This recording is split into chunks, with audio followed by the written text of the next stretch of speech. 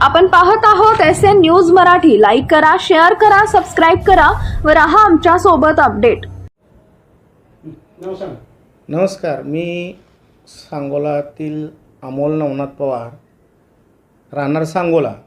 परवा आपल्या डिजिटल मीडियामार्फत गोवा स्टीलचे भीमाराम चौधरी याने जे आपल्या डिजिटलवाल्यांना जी मुलाखत दिली ती सर्वळी दिशाभूल करणारी मुलाखत आहे।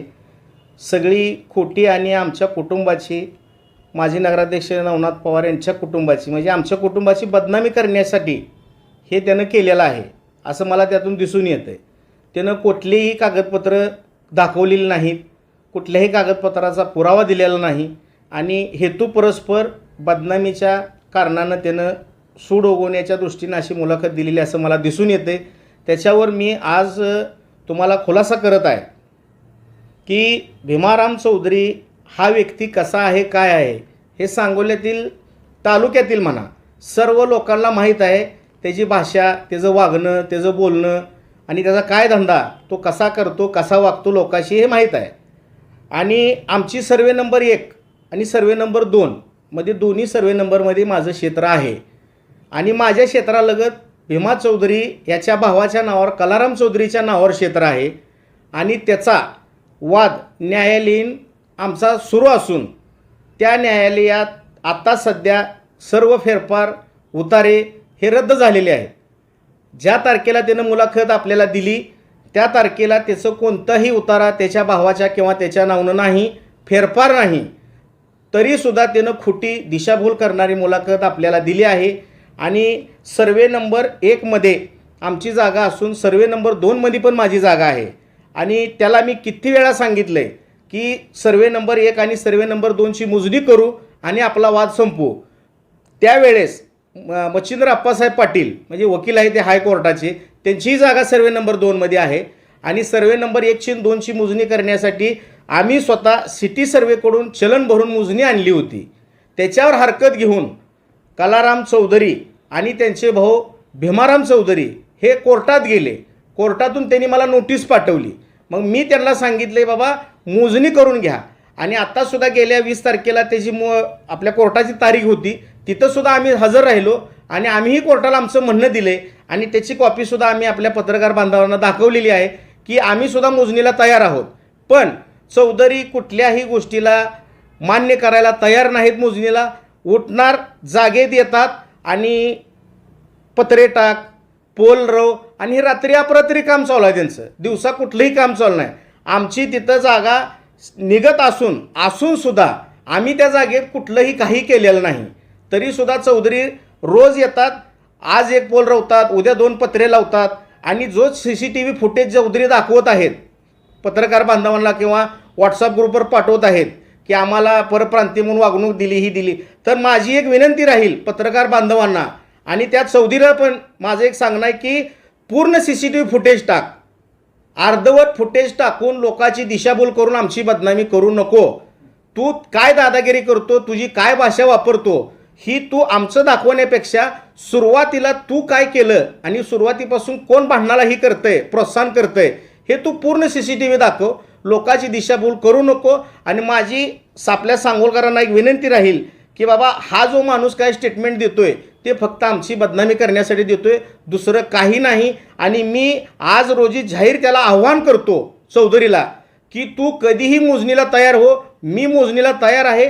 आपल्या पोलीस स्टेशननी, नगरपालिकेनी, प्रांतांनी, तहसीलदारनी, सगळ्या प्रशासकीय अधिकाऱ्यांनी त्यांना हेच सांगितलं आहे, तुम्ही तुमची मोजणी करून घ्या, तुमची गुंटेवारी करून घ्या। माझे दोन्ही क्षेत्र येणे आणि गुंटेवारी आहेत, सर्वे नंबर 1चे आणि 2चे, पण चौधरी हे जर कुठलंही क्षेत्र येणे गुंटेवारी नाही नसून तरीसुद्धा तो त्या क्षेत्रात जाऊन घुसखोरी करणे, बळजबरी करणे, माझी जागा बळकावणे हा त्याचा हेतू आहे। पण माझ्या विरोधात मला उलटं सांगतोय की मी त्याची जागा बळकवत आहे। मी त्याची कुठलीही जागा बळकवत नाही। त्याचं 5.5 गुंठ क्षेत्र तिथं आहे, पण जागेचा हद्दी खुनाचा वाद आहे, त्याच्यामुळं त्याची जागा कुठं निघल कुठं सरळ मोजणीत मी सांगू शकत नाही, ती मोजणी केल्यानंतरच कळणार आहे। पण तोपर्यंत चौधरी यांनी संयम बाळगावा आणि अशा खोट्या मुलाखती देऊन पत्रकार बांधवाची, सांगोला शहरातील लोकांची आणि कोणाचीही दिशाभूल करू नये असं माझं चौधरीला सांगणं आहे। मोजणी करून घ्या आणि मोजणी करून विषय संपवा. त्या चौधरी यांचा खरेदी खत आहे का? चौधरी यांची 5.5 गुंठ जागा तिथं आहे. मी मान्य करतोय, मी त्याच्यासारखं खोटं बोलणार नाही आपल्याशी. तो जसं खोटं सांगतो की मला जागे देऊ दिनात, मारहाण करतात. सर्वे नंबर 1 आणि सर्वे नंबर 2 ह्याच्या मोजणीचा वाद आहे, हद्दी खुणाचा वाद आहे आणि तो वारंवार त्या जागेत जाऊन घुसखोरी करणे, मच्छिंद्र आप्पासाहेब पाटलांची जागा म्हणजे माझी तिथली जागा बळकावण्याचा प्रयत्न करत आहे. ह्याच्यासाठी आम्ही कोर्टात त्याच्या विरोधात धाव घेतली आणि आम्ही तिथं न्याय मागितला असता कोर्टाने त्याला त्याच्यावर स्टे दिलाय आणि त्याला सरळ सांगितले की तुम्ही त्या जागेत जायचं नाही. कुठल्या जागेत तुमच्या पण दिला का दोन्ही पण? सर्वे नंबर 2 आणि 1च्या हद्दी खुणाचा जो वाद आहे त्या वादाच्या जागेत त्याला सर्व म्हणजे जागेत जाऊ नये असा स्टे आहे त्याला आणि हायकोर्टाचा आहे. हा नियम तुम्हाला पण लागू पडते कसं? नाही, आम्हाला स्टे नाही. रितसर कलाराम चौधरी आणि 2 तांबोळी ह्यांच्या नावानिशी स्टे आहे, आमच्या नावानिशी स्टे नाही. हा स्टे आम्ही घेतलेला स्टे आहे, म्हणजे मच्छिंद्र आप्पासाहेब पाटील हे आमचे सहप्लॉटधारक आहेत, त्यांनी घेतलेला स्टे आहे. मग आम्हीही त्यांना सांगितलं की बाबा तुम्ही आम्हाला असा स्टे आणा, आम्ही पण उद्यापासून त्या जागेत जात नाही.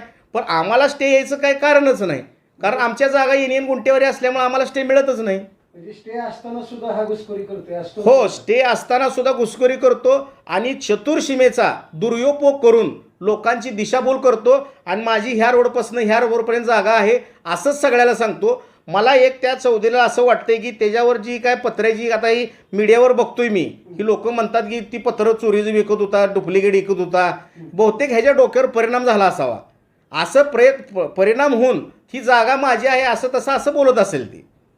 पण जागा कोणाची काय, चतुर्सीमा काय हे काही बघत नाही. आणि मला एक चौधरीला असं आव्हान करायचं आहे, तू समोर सगळ्याचे ये आणि एक सांग तुझी जागा किती गुंठ क्षेत्र आहे तुझं आणि त्याची लांबी रुंदी किती, एवढंच सांग. हिथून तिथंपर्यंत असं चुकीचं बोलू नको, अशी जागा कुठेही मिळत नसते. आत्ता कसं आहे ते न्यायालयीन जे काही निकाल आहेत हे सगळे आमच्या बाजून लागले आणि जे काय त्याचे अपील वगैरे त्याने केली होती ती सगळी अपील त्याची नामंजूर करण्यात आलेत. त्याच्यामुळे सैराबायरा होऊन हो असे प्रकार करत आहे, मुलाखती देणे, खोटं नाटं लोकाला सांगणे, दिशाभूल करणे आणि वारंवार जागेत जाऊन पत्रे टाक, सळे टाक, पोल रव, काही ना काही जागेत जाऊन घुसखोरी करण्याचा प्रयत्न असा करत आहे तो. कारण निकालच सगळे त्याच्या विरोधात गेले आणि निकाल आमच्या बाजून लागले, त्याच्यामुळं असा सैराबायरा होऊन तो असं करत आहे. न्यायालयीन सगळे प्रूफ तुमच्या विषयी आहेत? हो, सगळे कागद आमच्या बाजूने आहेत. सगळे अपील त्यानं केलेली नामंजूर झालेत. न्यायालयीन जे काय आहे ते सगळे निकाल आमच्या बाजून लागलेले आहेत. सगळे प्रूफ आहेत तुमच्याजवळ? सगळे कागदोपत्री पुरावा आहेत. कधी कुणाला पाहिजे असेल तर मी सगळ्याला दाखवायला तयार आहे.